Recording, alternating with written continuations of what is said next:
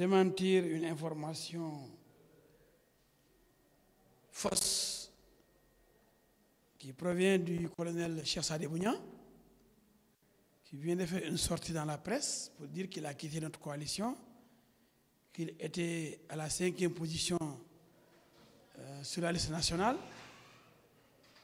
ce qui est un mensonge grotesque, parce que le colonel Cheikh Sadibou Niang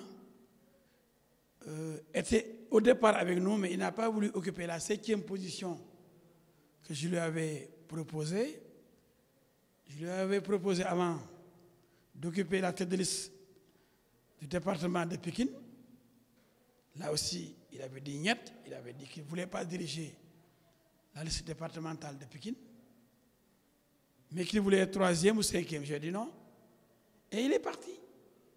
On s'est séparés bien avant les élections. Donc il ne fait pas partie de notre liste. Aujourd'hui, il veut faire croire au président, pour l'escroquer certainement, qu'il était 5e de notre liste et qu'il nous a quittés pour rejoindre Benno Bokk Yakaar. C'est faux. Il nous a quittés avant les investitures. Il n'est pas de la coalition, il n'est pas membre de la coalition libérale. Il n'est pas sur notre liste. J'informe et j'avertis le président et tout le groupe Benno Bokk Yakaar. Il veut vous escroquer. Il n'a pas quitté notre liste.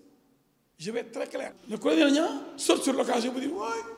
D'ailleurs, moi, je veux la paix. Et en tant qu'officier, etc., ancien officier à la retraite, je quitte l'ERL. Et là, je suis un dictateur. En quoi? Parce que je lui ai dit que vous ne pouvez pas être 3e ou 5e.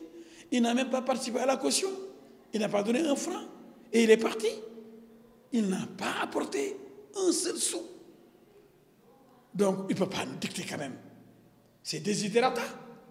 Le colonel Niang, on l'a très choyé, on l'avait bien respecté dans le groupe, compte tenu de son âge. Mais en réalité, il était venu pour